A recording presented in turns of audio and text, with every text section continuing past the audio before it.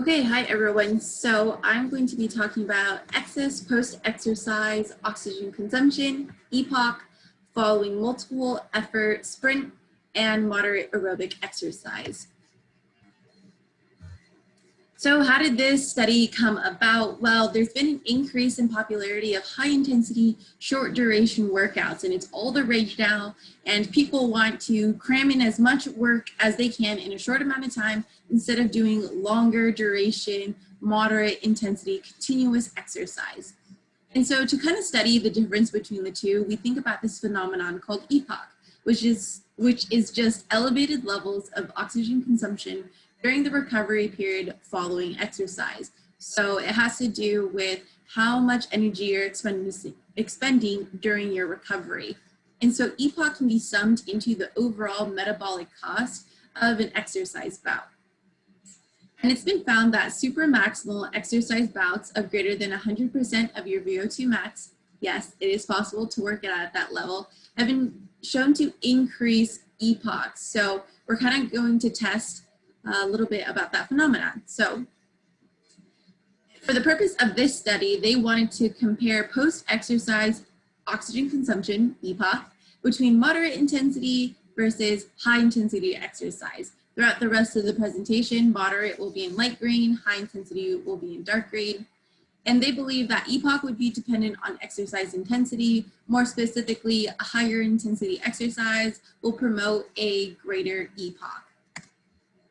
So for the methods, they had 6 recreationally trained males, not many, and they had them go through a familiarization trial, so just getting comfortable with the cycling and the mask they would be wearing for the VO2. And then 24 or 48 hours later, they came back and they completed their moderate aerobic exercise bout, which was just a 60-minute cycle at 60% of their heart rate reserve, and then they had a 90-minute recovery following. During this whole time, pre-workout, during the workout, and post-workout, they were recording VO2 values. 48 hours later, they came in for a sprint interval exercise bout in which they completed 3 30-second wind gates and then had a 90-minute recovery, again, measuring VO2 pre, during, and post-exercise. Then they calculated numbers to solve for EPOC, which is just post-exercise VO2 minus baseline VO2.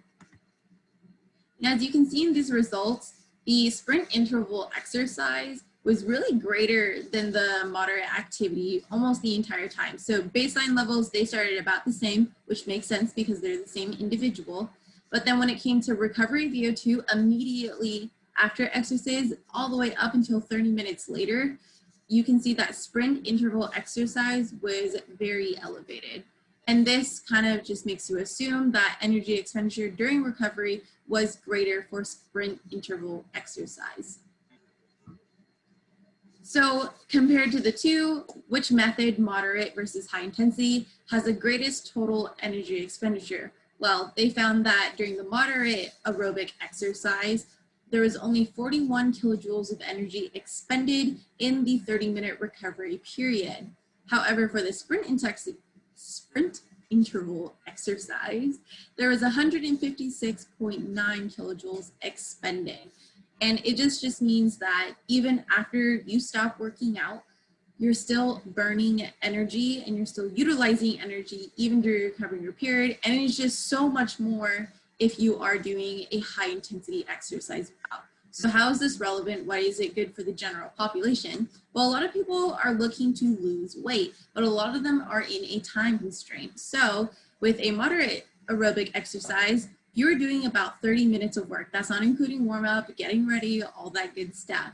However, with the sprint interval exercise, you really only have to do 1.5 minutes of work. And that just shows that it's super quick and easy, and you can reap even more benefits after you stop exercising. So the main takeaways from this article was that higher intensity exercises had a greater EPOC than moderate intensity exercise. And then the greater the EPOC was, the greater the energy expenditure was post-exercise, which means there was more of a caloric expenditure in just the post-exercise recovery period. These are my 2 references. Thank you very much.